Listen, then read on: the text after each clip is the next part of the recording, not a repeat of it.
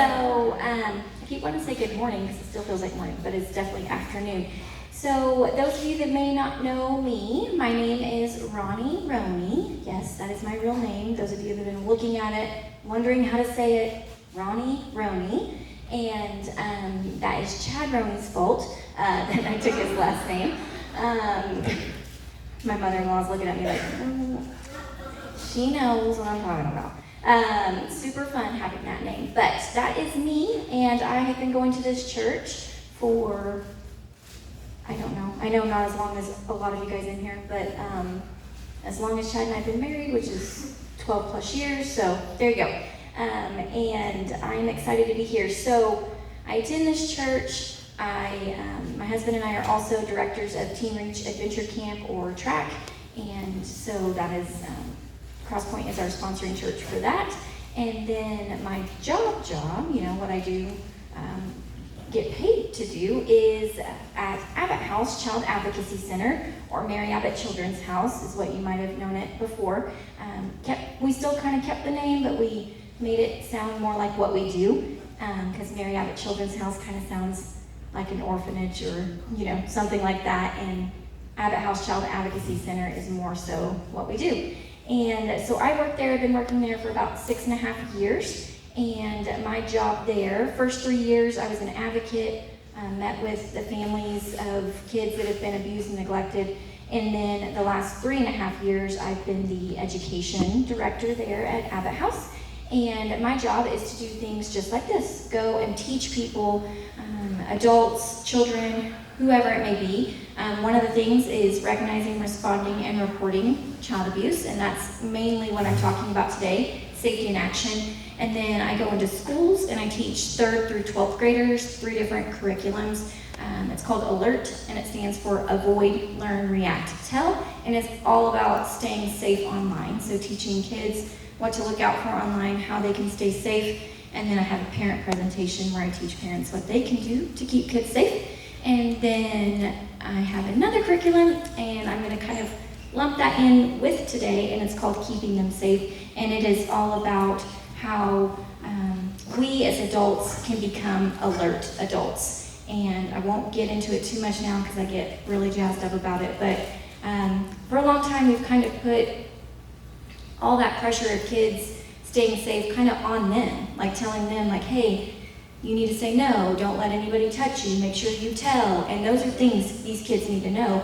But as safe adults in their lives, we also can be alert adults, and we can be looking out for them and hopefully preventing things also from happening. And that's what the Keeping Them Safe is about, potentially risky behaviors of other adults and what to look out for and how to handle those situations. So today's a little hybrid situation going on. I met with Angie, a couple of years ago now, and it just kind of worked out. We've both been kind of talking about it, and Angie has done so much with our children's ministry, and we both were like, I kind of want to see the child safety policies, like what does this look like? And she was thinking they needed a refresh also, because here's my thoughts, and I think most people in here would agree with me. I feel like as a church, it is our responsibility, right, to keep these kids safe. We want everyone to feel welcome. We want everyone to bring their kids. But while they're here, we definitely want to make sure that they feel safe, and that families feel like their kids are safe, and that we keep them safe. Well, in order to do that, we have to follow some child safety policies and follow the rules, so to speak, right? But here's the sad part, okay? And this is the bummer about my job, is there are going to be people in our midst that aren't wanting to keep kids safe. They're actually wanting to do the opposite. They're wanting to harm children. And that is hard to think about, but it's the reality, okay? So in my opinion, if our church, which we have, makes really good, hardcore child safety policies, we do trainings like this, we follow the safety policies, and we each keep each other accountable. It's not just Angie's job or Jared's job or whoever's the supervisor. We each keep each other accountable while volunteering with the children or the youth ministry. Then that is a huge way to prevent anything from happening in our midst and the things that we do. I told Angie when I started, I was like, I want this to be, people come in, we say, hey, here's our policy, go to this training, they get trained, and we're gonna background check them, which they've been doing that forever. And then, I hate to say this, but if we don't see somebody, like they're supposed to come back and volunteer, and all of a sudden we don't see them anymore, to me, that meant we just prevented something, probably, okay? That meant they saw that we had hardcore safety policies, people meant it, and they were gonna watch out, and they weren't gonna be able to do anything while they were in our midst. That's a win for me. So that is a huge way to prevent, is by just doing these steps. I appreciate you guys being here and listening to me. Hopefully you don't leave today like totally messed up in the brain. Every time I talk to people, they like have this look on their face, and I'm like, did I just ruin your life? And they're like, kind of, So, but this is what else I love, is the fact that I get to do this, and I get to do it amongst my brothers and sisters in Christ and my church family, and I get to bring the knowledge that I have to you guys to a place that I dearly love and that I trust my children to go to, and hopefully eventually grandchildren. Not eventually, I have grandchildren, so they're just not ready to come here yet. If you didn't know, announcement, Abby's gonna get so mad at me because this is getting posted, but she posted it, it's fine. She is also pregnant, so yay! Grandbaby number 2 coming. My grandma's name is Nini, so like Ronnie, Nini, just if you wanted to know. Not that anybody asked, but anyway. I don't know where I was going with that. Oh, because I trust this place with all my people. Okay, so with all that being said, let's get started. I hope that's where I was going. I hope I don't ruin your life too much. We're going to keep it light as much as we can, but it is serious stuff. But also, I love that we all love Jesus, and we know that even if our hearts are troubled and our minds are troubled after this because of, unfortunately, the dark world that we live in, we have hope. We have light that we can look to, and we have faith that He's going to use us in potentially some of these dark places. All right. So today it's called Safety in Action. Like I said, it's all about recognizing, responding, and reporting child abuse. Did my clicker work? Yes. So our mission statement at Abbott House is preventing abuse, advocating for children, and fostering hope and healing. So a little bit about Abbott House, just so you guys know, because a lot of people are like, why are you the one that comes and tells us about these things? So Abbott House was founded in 1996, and we're that beautiful looking Victorian home. We're right behind Highland Dairy. It's not a secret, so we're right behind Highland Dairy, if you know where that is, off Porter. And we're located, that's here in Norman. We provide services for District 21, which means Cleveland, Garvin, and McLean County. And a big kind of quick explanation of what Abbott House does is when there is allegations of abuse or neglect with a kid, a referral is turned in to either DHS or law enforcement, and then they contact us and ask us to provide a forensic interview for these children. And I know that sounds Law and Order, CSI, but it is child-friendly, and it is meant to be neutral, fact-finding. Basically, it just means it's court defensible because we record everything, audio and visually. And so we do the forensic interviews. We have interviewers that have trained many, many hours and years to do those. They don't ask leading questions. They don't introduce information. And again, they just provide that space for kids to feel comfortable enough to share their whole experience. And then we have advocates, which is what I used to do. We meet with non-offending caregivers and really just walk them through the process. So child abuse and neglect is every parent's worst nightmare. And imagine, we don't want to imagine, but something happened to our kid and then getting told, oh, go to this place, and actually let them go by themselves in this, room and talk to a stranger, and you're like, I don't want to let my kid out of my sight. So advocates are there to kind of help them feel comfortable, explain the investigation process, and the big thing they do is they help listen, and they help set them up with resources that they may need. So as you can probably tell, if a kid has been through some type of abuse or neglect, they're going to need some counseling. They're going to need some support, and so will their family. Oh my gosh, words are hard. And So our advocates help with any of that kind of stuff. But not just that. So we also partner with people in our community, Crosspoint being one of those, to help break down any other barriers these families have. Because if they're struggling putting food on the table, do you think counseling is number one option in their mind right now? No. They need to put food on their table. There comes Crosspoint right there, right? Just to help with that, and or clothing, also Crosspoint. So we have other places in the community, but I love being able to be like, Crosspoint when I'm at work, and directing people this way. Then we have medical on site. They see the kids medically, whether it's a sexual assault exam or a physical exam, checking for neglect, making sure they're clean, safe, and healthy. Super important part of the healing process. Kids need to know that their bodies are okay, and parents need to know that their kids' bodies are okay.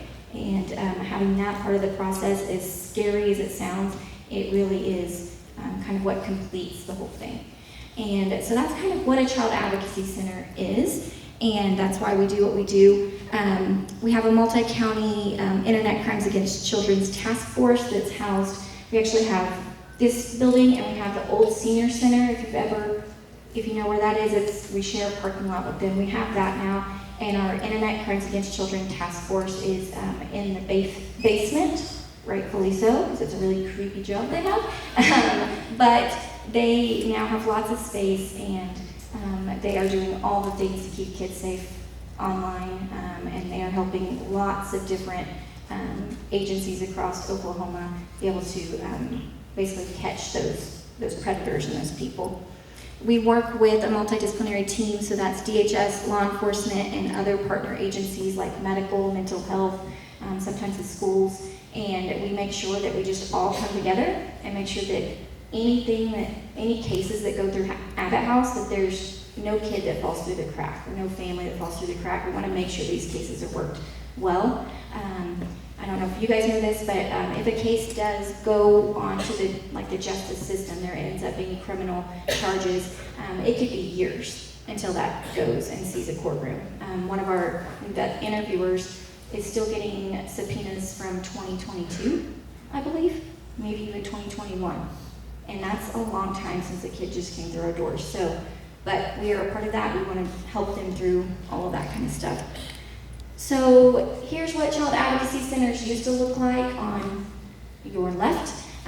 Kids had to tell their story 10 to 12 different times, to 10 to 12 different people. I don't even like telling what I had for breakfast multiple times, let alone the worst thing that's ever happened to me. So they made child advocacy centers so kids would just come to one place, talk one time throughout an investigation. Anybody that needed to hear that, and that, like I said, needed to hear that, right, for court purposes, they were in another room, they watch it, like I said, live, and they get that video later for evidence, so kids don't have to keep telling that story.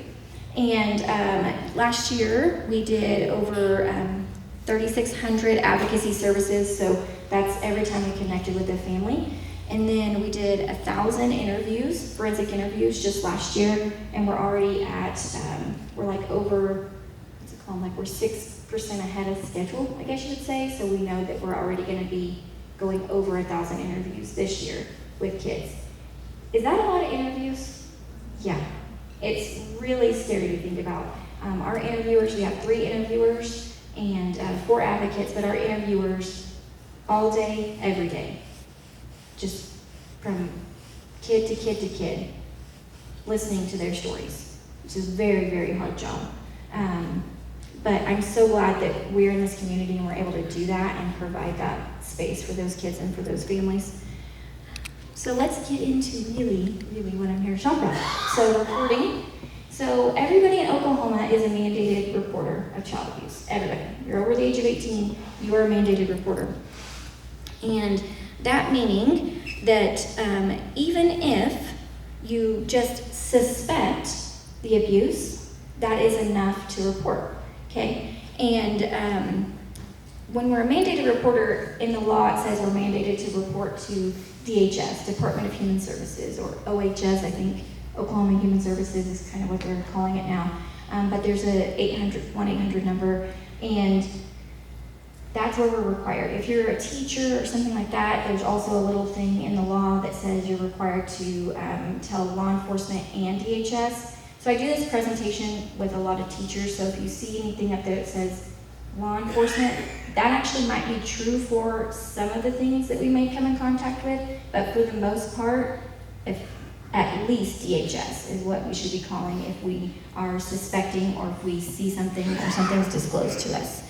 And we need to do it immediately. So if a kid comes and tells you something has happened to them, we need to figure out how to immediately report that. And Angie and I have talked about that, and that's why we try to bulk up our volunteer numbers to make sure that there's extra. I don't know if you guys noticed, but Angie and Sean and their kids and Tracy, there's so many of them that like are floaters, right? They come around, and it's because what if something like that happens? Somebody needs to be able to step in and continue to hang out with the kids while that person that heard the thing, was told the thing, can immediately go and report, okay? And we'll talk about our nice packet that we made for you guys in just a second. And a failure to do so, I hate saying this, is a criminal offense, okay? So we must report. And again, it's anything from suspicion, disclosure, or discovery of, and I just put like the basics up there: physical abuse, sexual abuse, neglect. I mean, that covers anything. Even like if a kid's witnessed violence, whether it's domestic violence or they've witnessed somebody being assaulted, if they're drug endangered, those are all like, if a kid's in harm, that's what we need to report, okay? And yeah, I think that's all I was gonna say about that. So going into more detail, just because you can never have enough. I always forget these white letters don't pop up very good on here. I'll tell you what it says. So when do I report? Report immediately. Who do I report to? The 24-hour, 7 days a week hotline. I have on here school resource officer again. Sorry, I just don't change my slides for everybody, so I just tell you guys, or local law enforcement. And then immediate danger is that 911 call. Like, there's they're injured, and you feel like they need medical attention, or it's a really like aggressive possible situation where there's a caregiver that is endangering you and the child within your space right then. That's a 911 call. We need to get police and ambulance there really quickly. For the most part, it will be just a DHS call. So the information, if you've ever had to make a DHS report, here's some of the information they'll ask you, okay? They'll ask you your contact information. You can give it anonymously, but I believe we've talked as a church, we would prefer you to give your name, because if you go anonymously through this, at the end, they will not give you what's called a referral number, okay? Because you reported anonymously, that's fine. But if you give your name, they'll give you a referral number, and then in our packet it says that referral number needs to be taken and be a part of the, what are we calling it? I want to make sure. The report, incident report, Crosspoint Church incident report form. It asks for that referral number on there. So we would prefer you to say your name, because then you can get that referral number. And with that referral number, you can call back in a day or two to the 1-800-DHS number and say, hey, I called this report in, here's the referral number, can you tell me what's going on? Now, they can't tell tons of details, but they should be able to tell you, yes, we screened it in and it's been assigned. Or, no, we didn't screen it in, it was screened out. So what that means, if you ever hear screened out, that means it didn't rise to their level. I put quotations around this, okay? It didn't rise to their level of a safety issue, okay? But it has been recorded. So then, say somebody else calls in, however many times, days, months, whatever, later, that they're starting to become a paper trail, so to speak, you know what I mean, of calls on these families. And I say all that to say, don't get discouraged if you call and you feel like to you this was serious and it doesn't seem like they're taking it serious.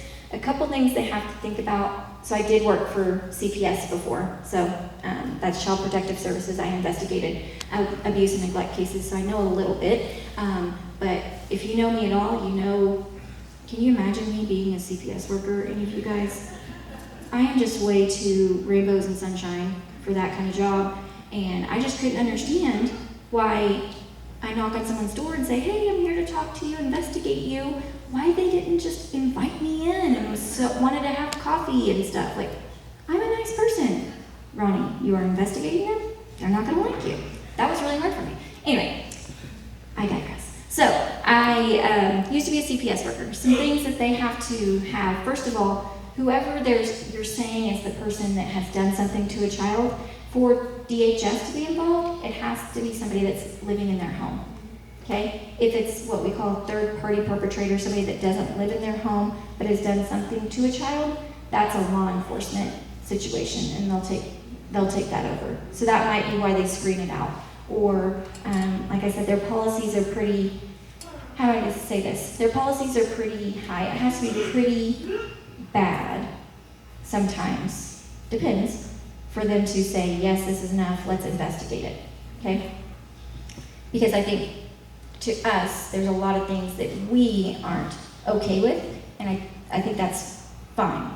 But DHS has a different standard, so just kind of remember that. They're going to ask you all this information that's up there, okay? Whatever information you have, give it. Okay? If you don't have it, it's okay. That doesn't mean you can't call because you don't have that information. We still call even with tiny information. Give them whatever you have. And then also know that if you're unsure of something, don't guess. So an example I usually give is one of the questions they ask is there any guns or weapons in the home? And I was noticing with myself, anytime I call in a referral, my first answer would be, I'd want to say no.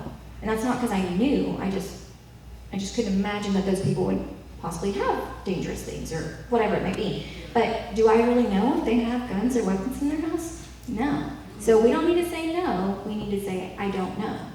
But you can say yes if you know that, say you've seen parents walking around and you know that you've seen a gun on their hip or something like that. You can say yes then because you've seen it, okay? The reason why that's important is because imagine again, little old me going into a house, not thinking there's no weapons, and not too long ago, it wasn't me, luckily it was somebody else. Well, not luckily, that is terrible.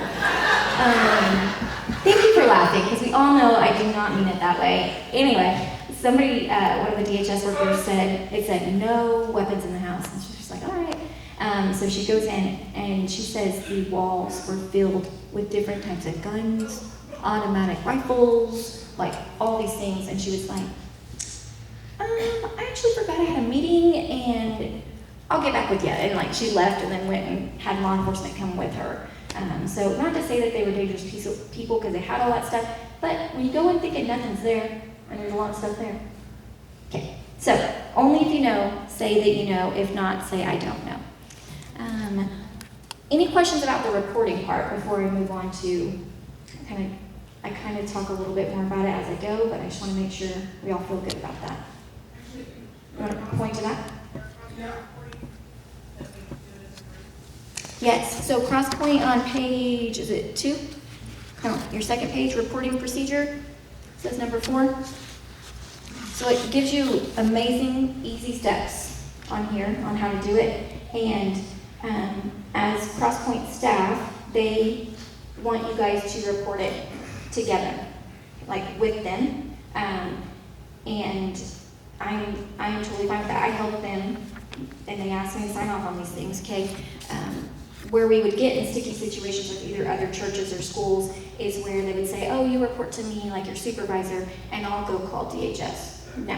So what Crosspoint's saying is, yes, you report to them, but they would like to sit with you while you make the call. Okay, and anybody that's maybe has seen the thing, been around the thing, heard the thing, that's who they're kind of wanting involved in that call. And I love how they put on here, only the people that really need to know it should then know it.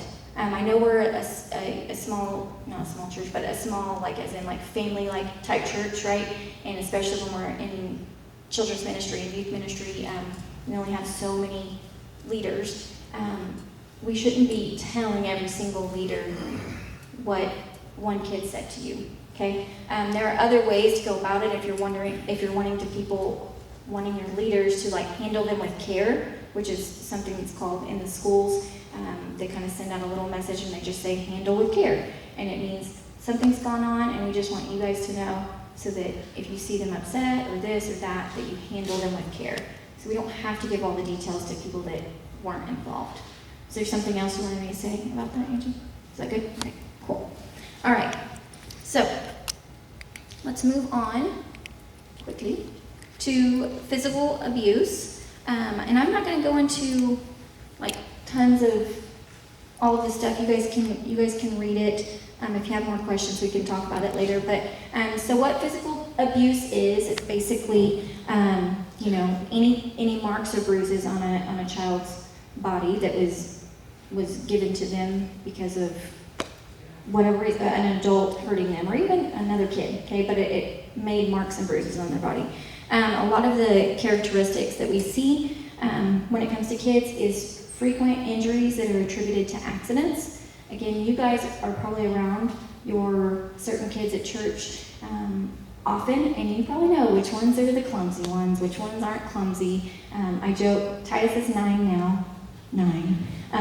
And I still don't know what his shins look like without bruises. Like, I don't know when that's gonna happen, but he has bruises all over, and I'm like, where did you get that? And he's like, I don't know. And so there are gonna be some bruises that we know are just typical kids being rough and crazy, okay? It's the bruises that maybe look like a handprint, or maybe look like a belt, or, am I loud enough? Okay, he's just checking. Look like a belt, or look like a phone cord, or a hanger, or they look like what we would call an instrument, okay? Those are the ones that we need to look out for. And then also some things to think about is when there's conflicting explanations. So it is totally fine, like if you see a bruise on a kid, to say, hey, what happened there? Tell me about that.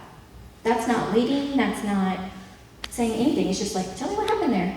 And if a kid's like, I don't know, that seems pretty normal, right? But if they're like, oh, I fell off my bike, we can kind of tell when kids are starting to kind of make something up. And could they be making it up because they really don't remember and they're just trying to give you an answer because you're an adult? Yes. So a lot of things I'm going to say, you're like, Ronnie, you're going back and forth. So, because that's how kids are. So we need to we can ask a few more questions, and I'll explain that in a minute. But it's okay to check on those things, okay? But then say mom or dad said it was something else. Those are the things that we need to be like, is something else going on here? Like, why would kids say it was they fell off a bike and mom or dad say they fell down the stairs? Could something else be here? Possibly. Let's check on some things. When it comes to church, so I have up here habitual absences, so that can mean church too. If they come all the time and all of a sudden they're missing quite a bit, I'm not saying automatically they're being physically abused, but that's one of the ways that they hide bruises and things, is to keep them home so that other people don't see it. So those are things that definitely tell Angie or Jared and be like, hey, which they probably have already noticed when those kids aren't there, and maybe we call in and check on them or something like that if we haven't seen them in a little bit. And then they may attempt to hide their injuries. I used to say if you see a kid in 100-degree weather wearing a hoodie, you should be concerned. Not anymore, right? They wear hoodies in 100-degree weather, and they wear shorts in 20-degree weather. It's opposite day for them every day. Anyway, but you do know the kids that don't typically wear said hoodie in 100-degree weather, but all of a sudden they are now, okay? Maybe something's going on. Like, why are you wearing that hoodie? Let's check this out. Okay, and then injuries, I already said what the injuries are. Another thing to look out for is bruises in various stages of healing. We all know, like, a bruise, it's like, blue, purple at first, and then it kind of turns yellow, sometimes green, and it has those different colors as it heals. So if a kid has multiple bruises and they're all in different stages of healing, that could mean physical abuse. Because a one-time fall off the bike, they may have multiple bruises, but they're all going to happen that same day. They're all going to be in the same stage of healing. If they have lots of different stages of bruises of healing, could mean they're getting hit or whatever it may be, different times. And so that's something we need to look out for. All right. So how how do we respond if we're worried somebody or a kid has been physically abused? So it is okay to ask one or two non-leading, open-ended questions. Who did that? What happened? When? So kind of like the who, what, when, and where. The younger our kids are, the when is very hard. I don't know if any of you guys have ever asked a 2-year-old, when they brushed their teeth last. They'll be like 14 years ago, and you're like, you're 2.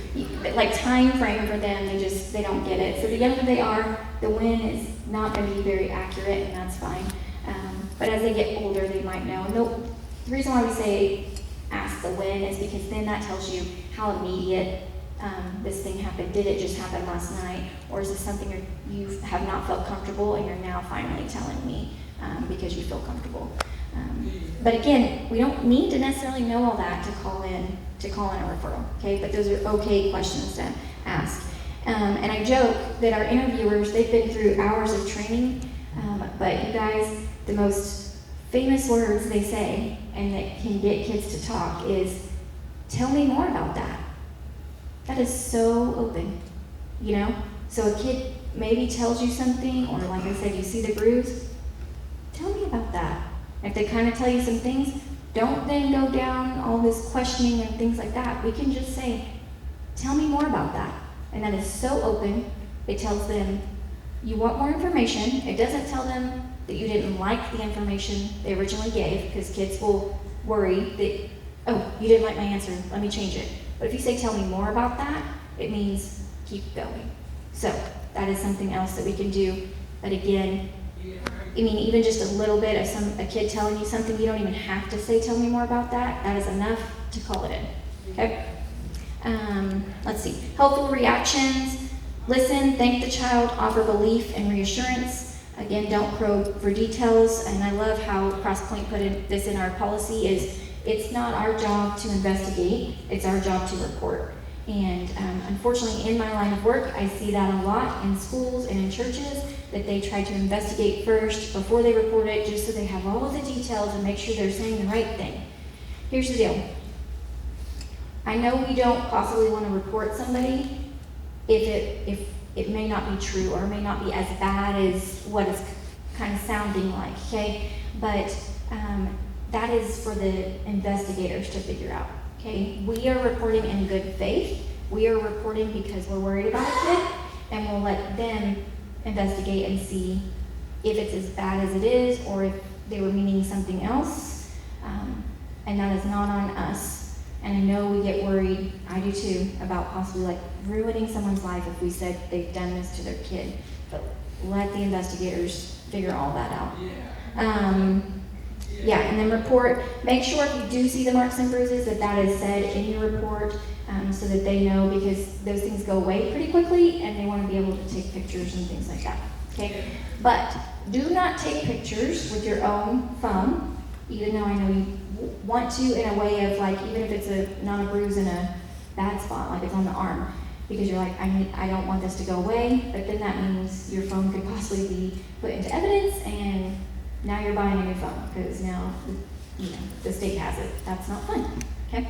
And then they have all the other things that are in your phone, and nobody wants that. All right, neglect. So this is the biggest and most commonly reported abuse. It's very broad, lots of different ways that children can be neglected. I'm not going to go over each one of these individual, but I'll give you a minute to kind of read all those up there. So it's a very broad category, okay? It's also one of the harder ones, I guess you would say, to prove, because there's not necessarily marks or bruises or things like that, and kids don't always know, like, to say, I'm being neglected, because that is their life sometimes. Like, they don't know that it's not normal for them to only have one small bag of chips for them and their 4 siblings a night. They don't know that that's not normal. So they might not say, I'm being neglected, okay? So what I'm saying here when it comes to our response is it's hard to tell sometimes between poverty and neglect, okay? Poverty meaning they are struggling putting food on the table. They don't have the means to do it, but they want to do it. They would love to be able to provide for their kids, okay? I'm not saying everybody that has poverty is that way, but here's how I'm explaining it, okay? Poverty, they just don't have the means to do what they need to do. Neglect is they still might have poverty, but they are also not doing anything to try to help their kids or provide for their kids. Or say they don't have poverty and they just are choosing not to take care of their kids in all of these ways. That's neglect. Okay, so poverty is they just don't have the means and they need someone to help them to be able to provide for their kids. And neglect is they're choosing not to. They're choosing not to do whatever they need to do to provide for their kids. And it's not necessarily something we can figure out. So it is okay to report that stuff if you're not sure. But another way is, say a kid shows up and it's crazy cold and they don't have a coat. First of all of us parents in here, your kids refuse to wear coats sometimes? Yes. Okay? So don't automatically be like, oh my gosh, they're not giving their kid a coat. You have no idea how much they probably just argued before they got out of that car. Possibly, right? And said coat is in the car because what I tell my kids is, well, if we get stuck on the side of the road, you need to have it at least. Because if, boy howdy, they're not going to put that thing on, but stomp out to the car and throw it in the seat. I'm not speaking from experience at all. So if we're worried about the whole coat thing, just ask them, hey, it's cold outside, you don't got a coat on. What's going on with that? And I'm telling you, a kid will be like, my mom made me bring it, but I didn't bring it inside. They'll tell you. Or they'll say, I don't have a coat. Or might even say, I lost my coat.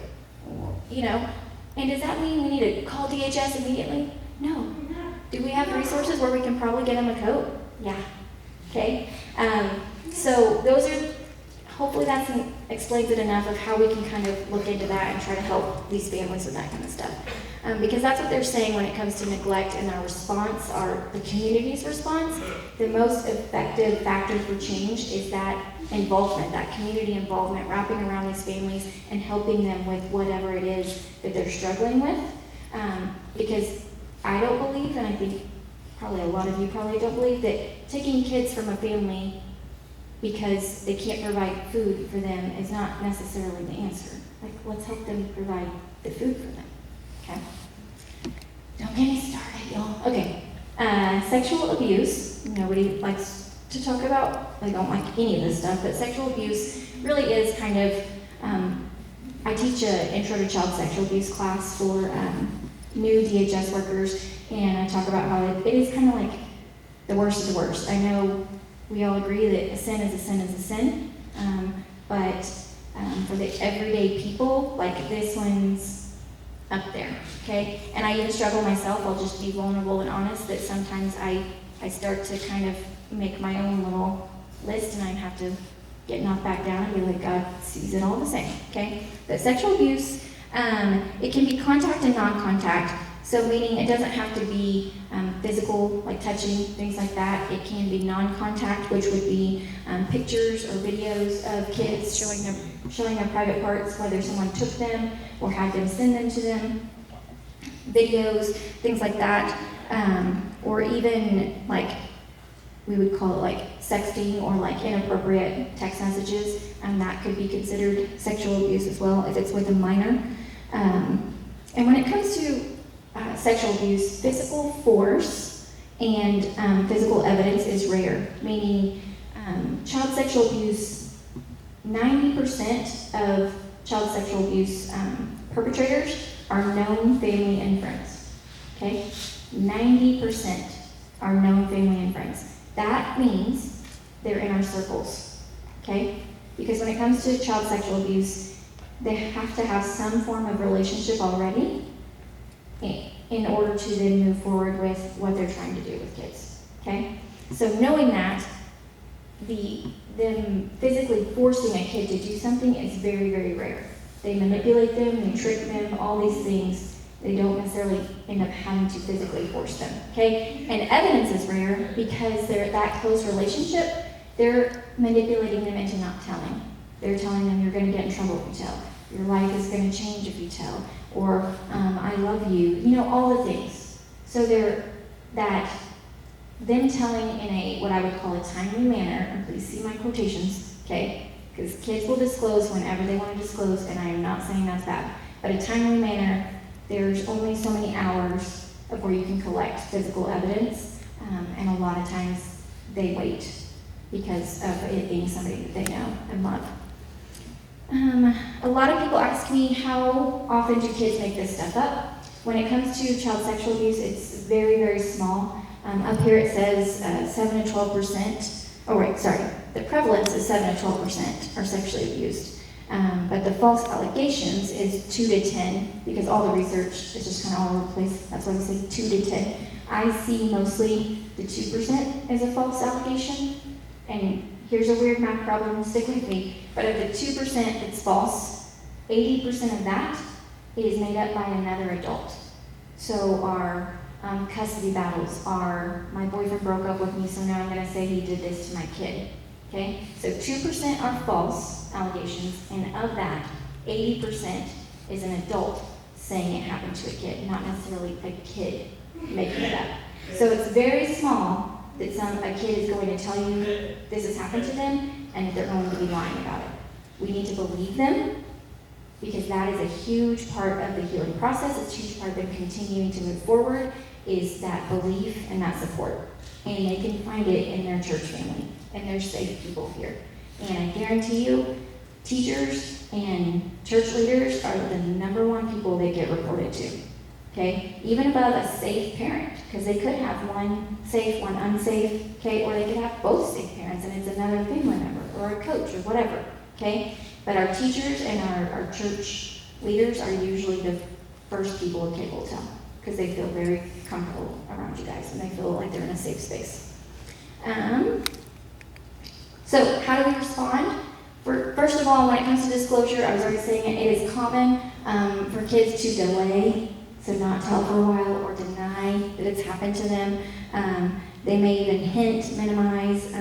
Recanting means they take it back, so they may say that it happened, and then later on say, no, never mind, that's not true. Usually when they take it back, it's because things have happened. So maybe mom had to kick boyfriend out of the house, or it can be male and female perpetrators, by the way, or like their family situation changed somehow. A lot of times that's when kids take it back, because they're like, never mind, it didn't happen. I don't want to ruin my family. They're probably being told that they're ruining their family, and so they were just wanting to just pretend it never happened and let's move forward. Not necessarily they're taking it back because they lied. Okay? I already saw that. A lot of kids blame themselves because of what the perpetrators have said to them. You know, you wanted this, you decided to do this, all those terrible things. So they blame themselves.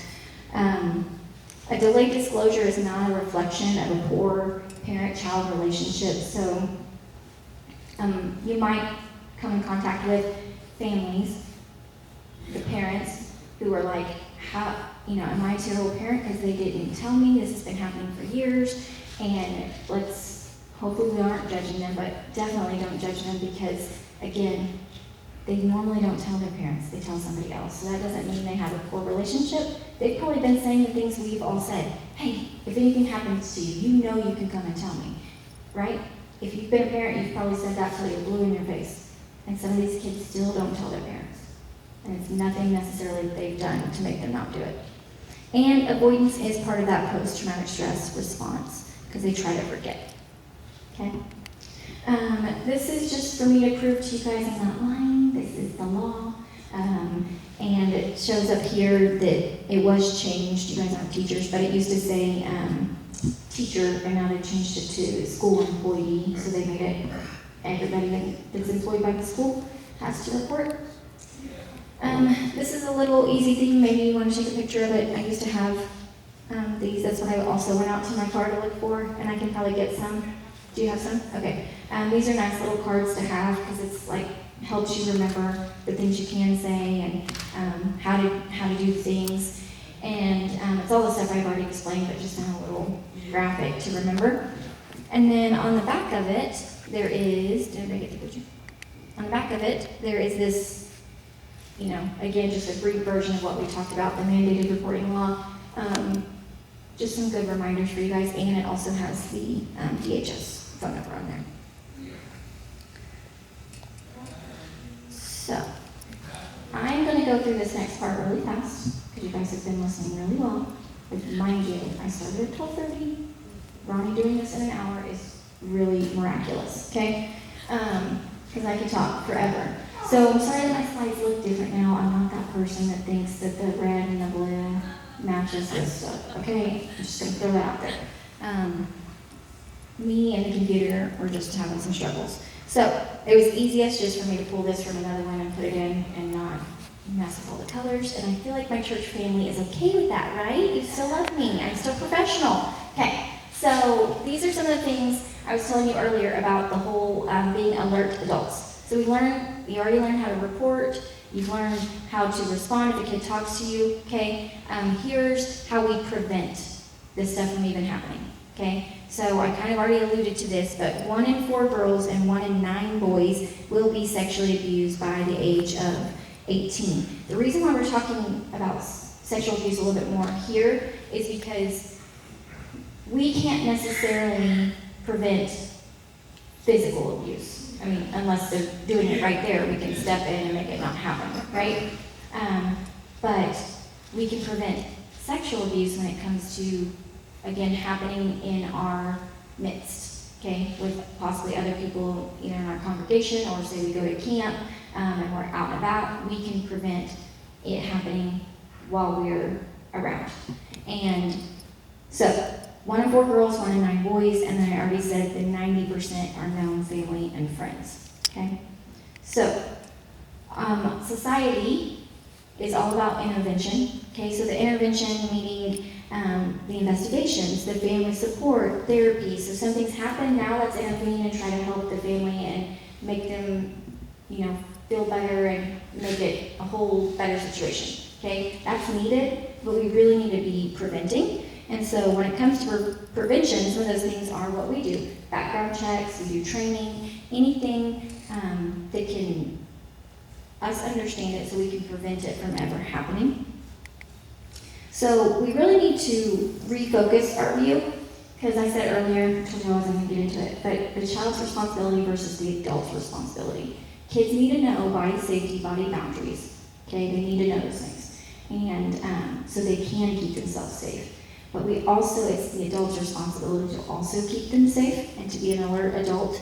And so basically we need that paradigm shift, because back in the day, they came up with, let me just read it because it's kind of a mind blower. So back when they were really kind of looking into how to help prevent kids from being sexually abused, there was a guy that did a study, and he came up with 4 elements that are necessary for child sexual abuse to occur, and all 4 must be present. So 1 being a person who is drawn sexually to children. Number 2, that person does not stop themselves from acting. Number 3, an environment in which the abuse can occur. And number 4, the perpetrator must be able to overcome the child's resistance. So a lot of programs immediately started when that came out. They were like, out of these 4, what can we do?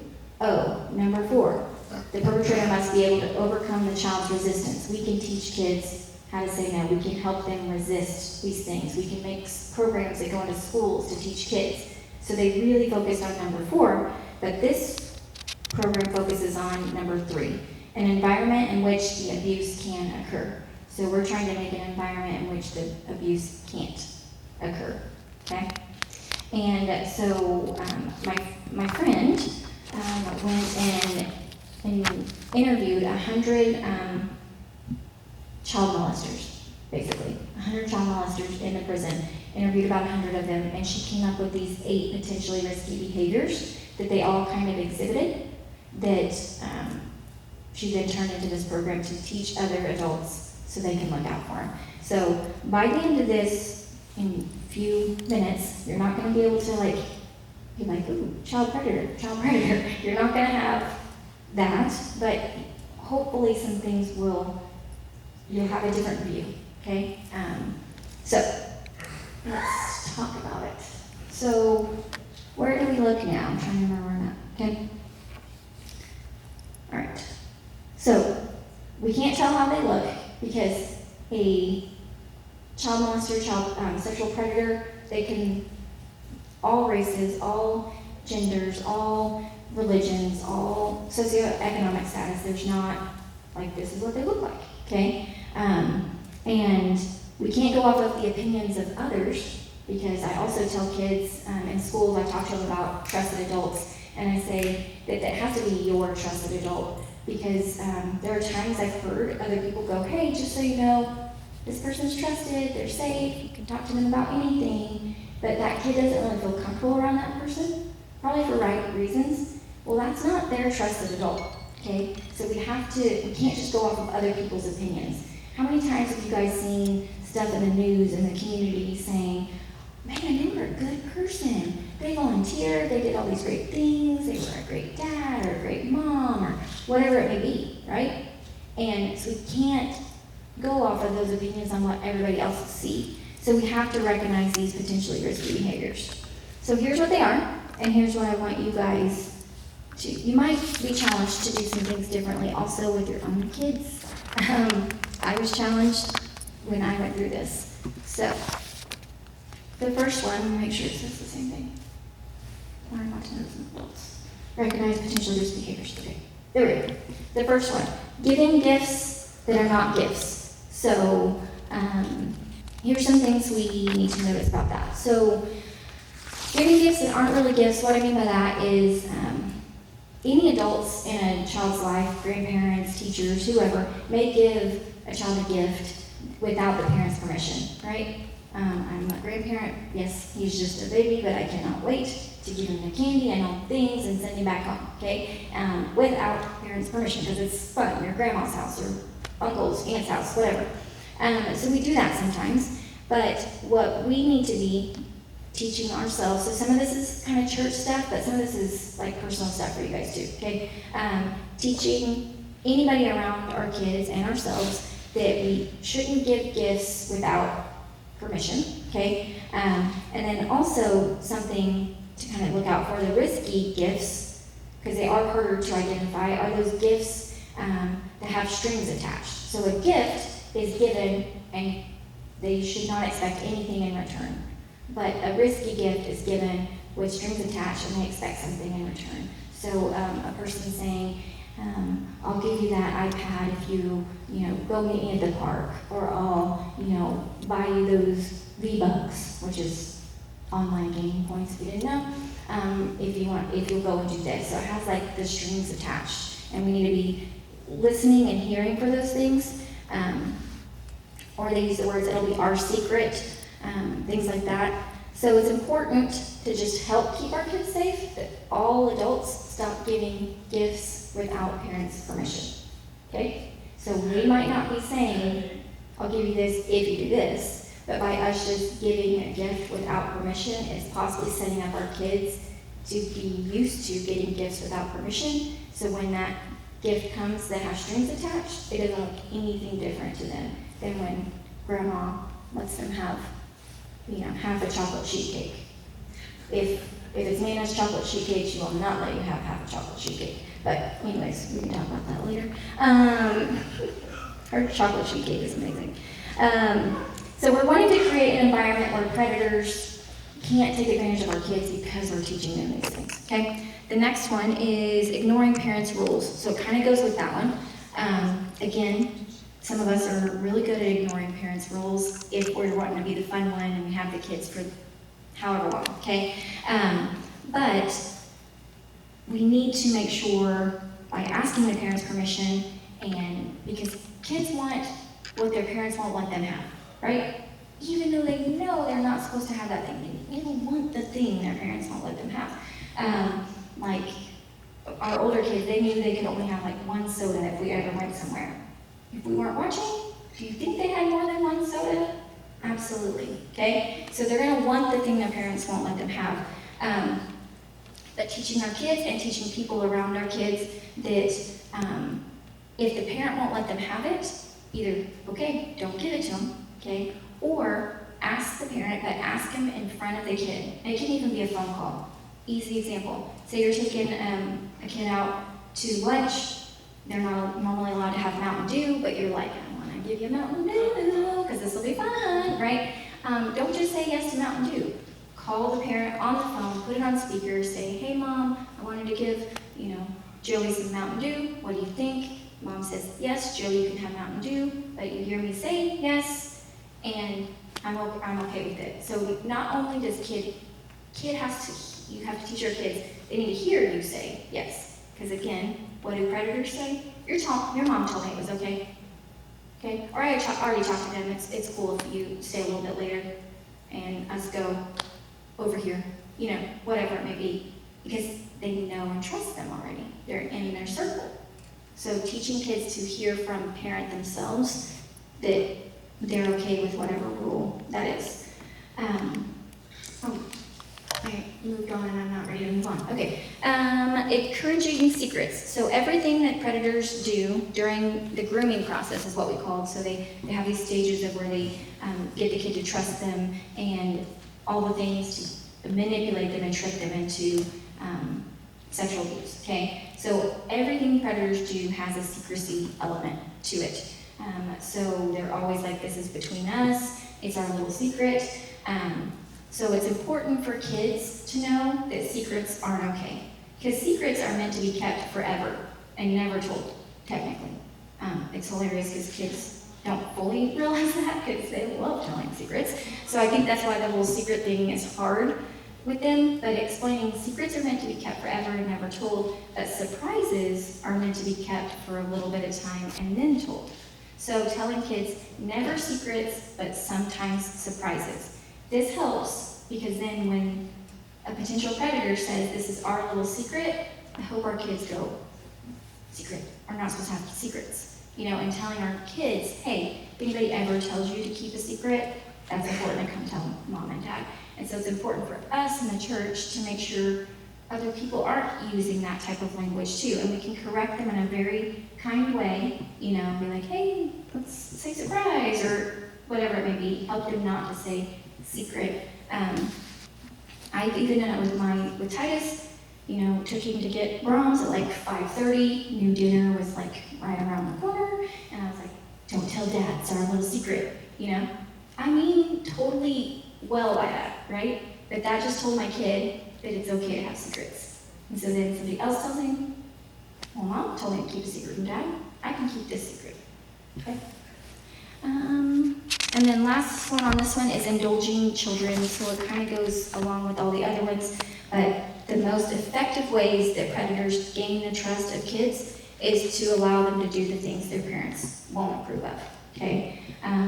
So that's anything from having candy, watching a movie they're not allowed to, playing games, anything that parents don't approve. So what a predator does is they listen to things that a kid likes. And they will use that to be able to get them to gain their trust. They'll hear the kids say, yeah, I really like Fortnite, but my mom won't let me play.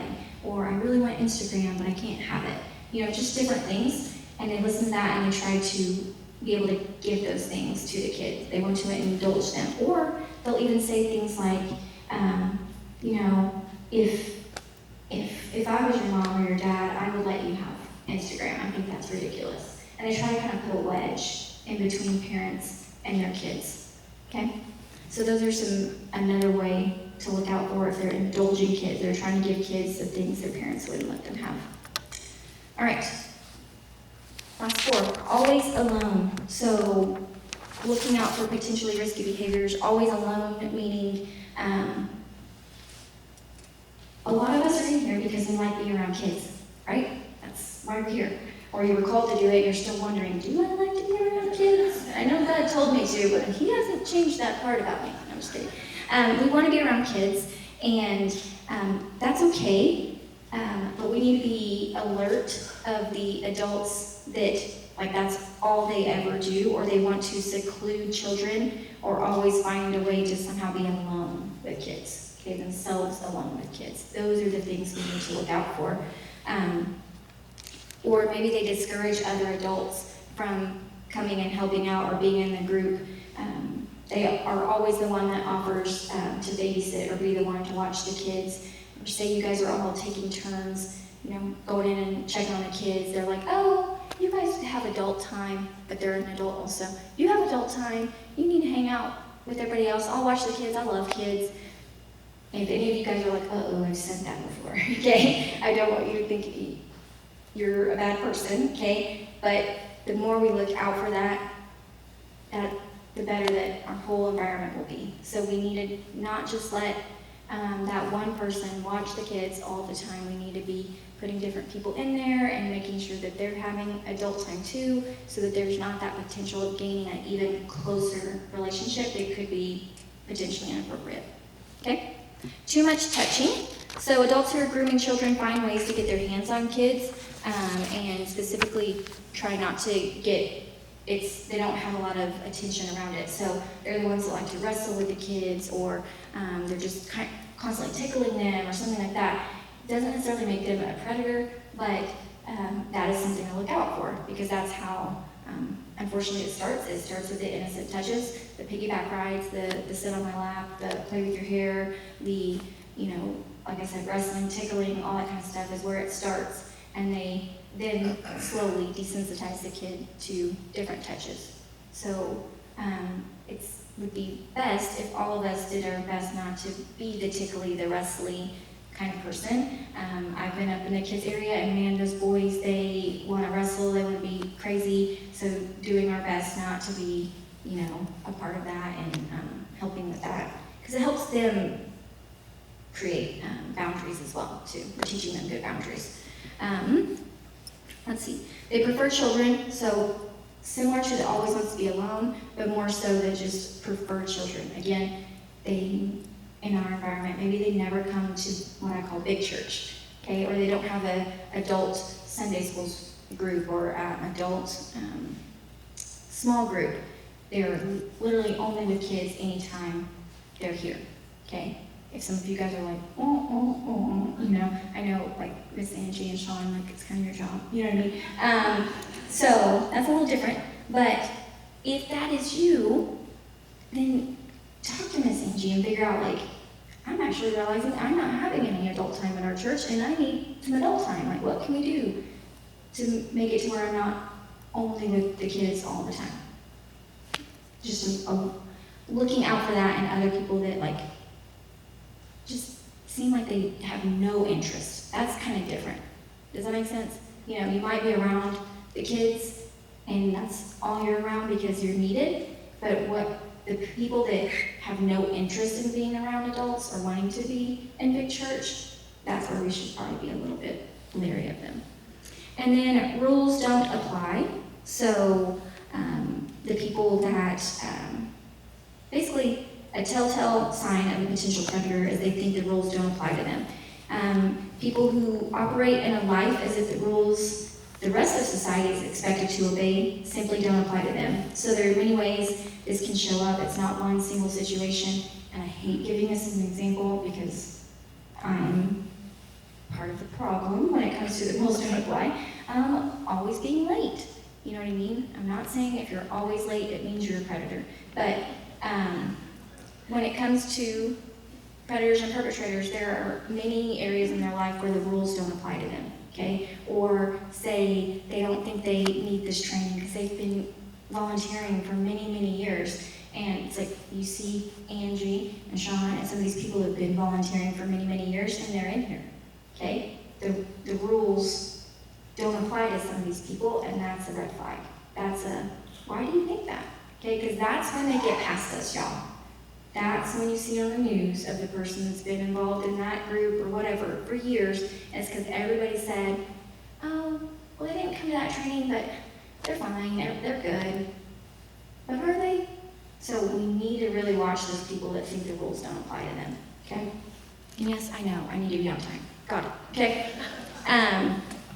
So, last thing, maintain a healthy suspicion. So notice that behavior when it crosses a line, or becomes concerning in any way, okay? So staying alert to those things. And we need to intervene and interrupt.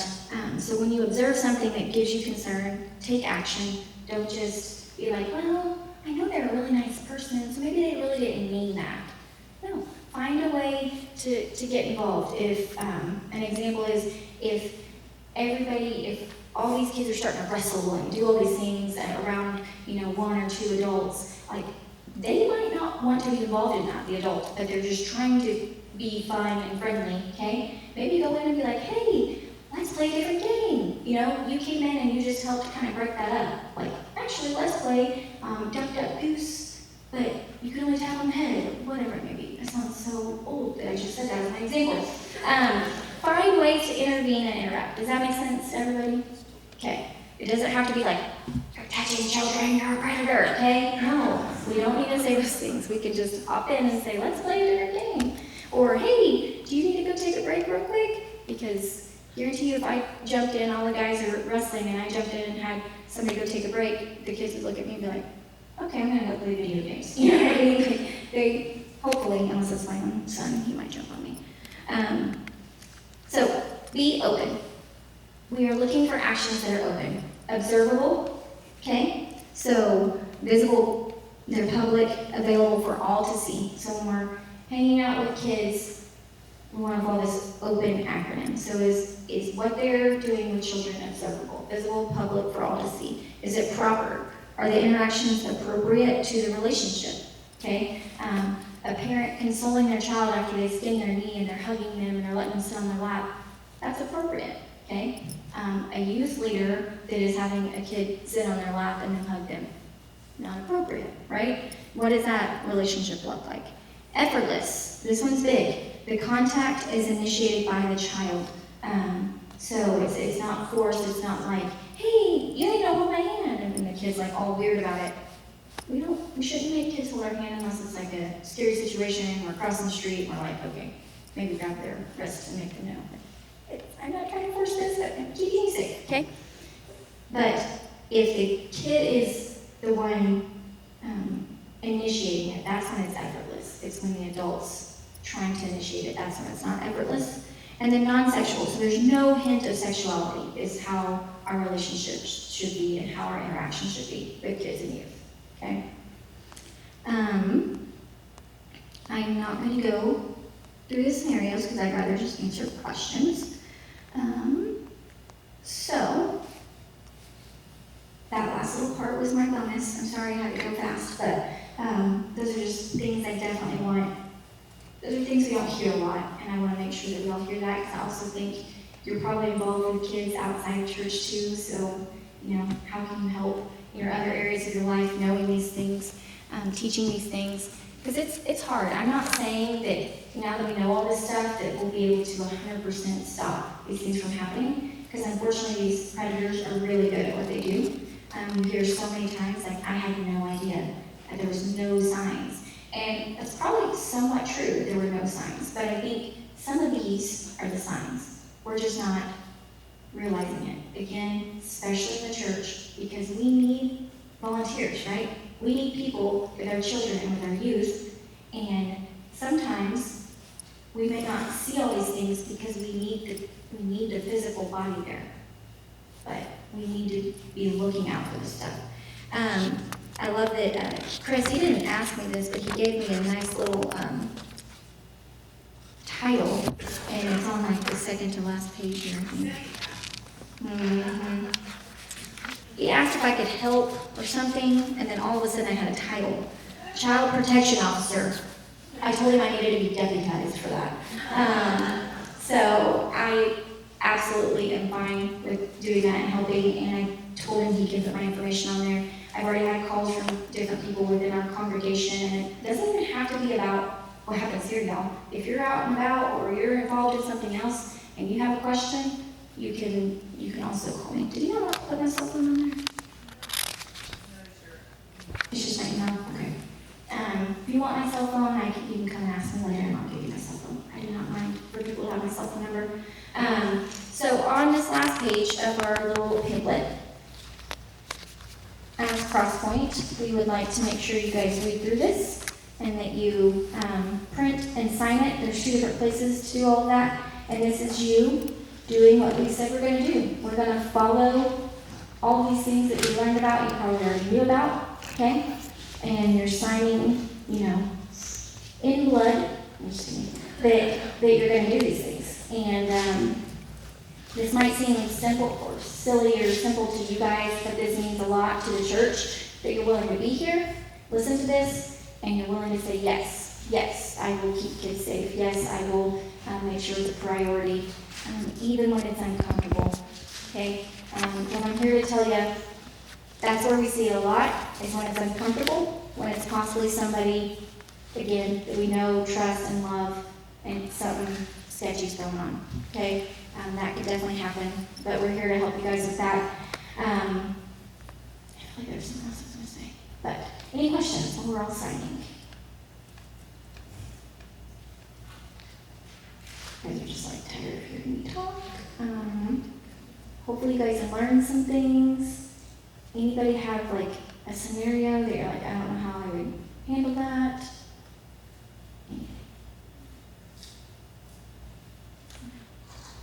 Yes, go for it. So something, these are the summary of the summary. Mm-hmm.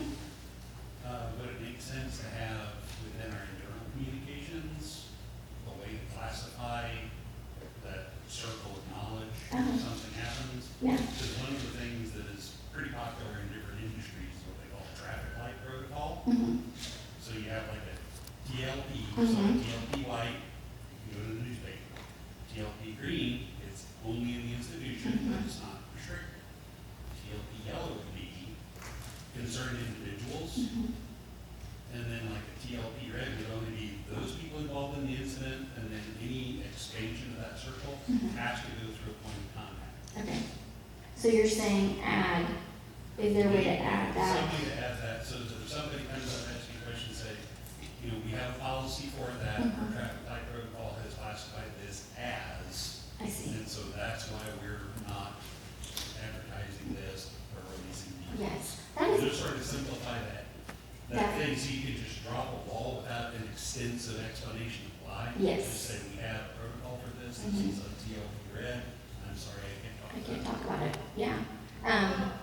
One thing that I always said is it's not my story to tell. Yeah. It's not my story to tell.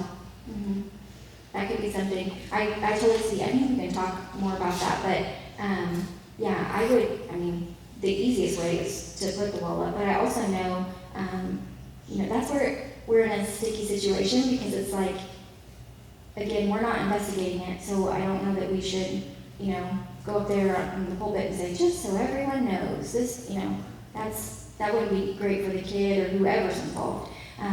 But we also don't like secrets or feeling like people are keeping things, behind closed doors and that kind of stuff. So that's definitely an area we can talk more about. I don't necessarily disagree with you. I think the easiest way to say is like, we have policies and procedures, we follow them. Unfortunately, I'm not at liberty to say, and sorry, Angie and Jared, but you can be like, you can go talk to Angie and Jared and see if they have anything else. And they may still give them the same spiel.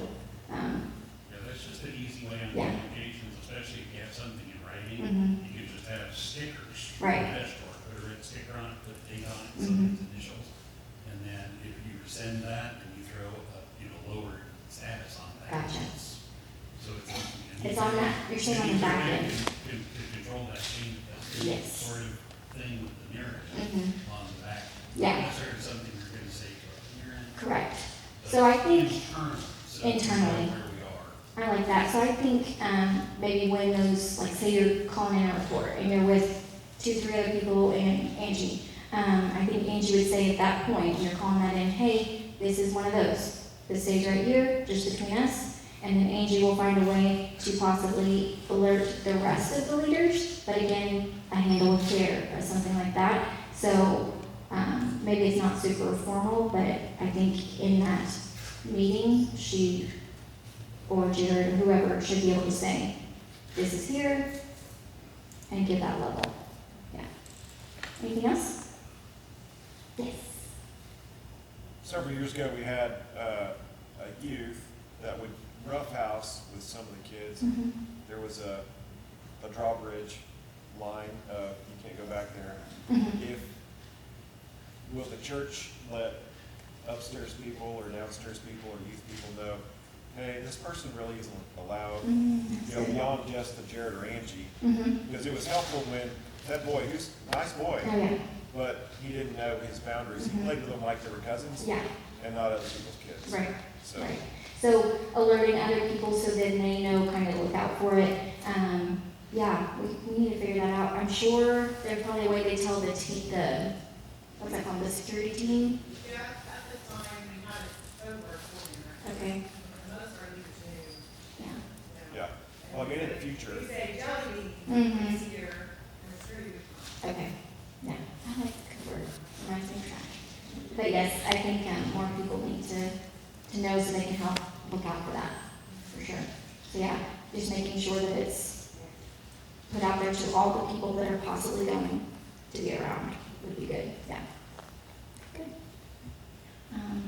You guys did a wonderful job listening to me. I'm so sorry, but hopefully it was a lot of good information. Lots of things to talk about. If you have any other questions, please come and ask me. And just continue to do what you guys do and keep our kids safe at Cross Point and keep our eyes and our ears open and follow all the things. Deidre had a question? Turn the back paper into Angie. Yeah. And make sure that we've signed in. If you haven't signed in, before you leave. All right? All right. Thank you, guys.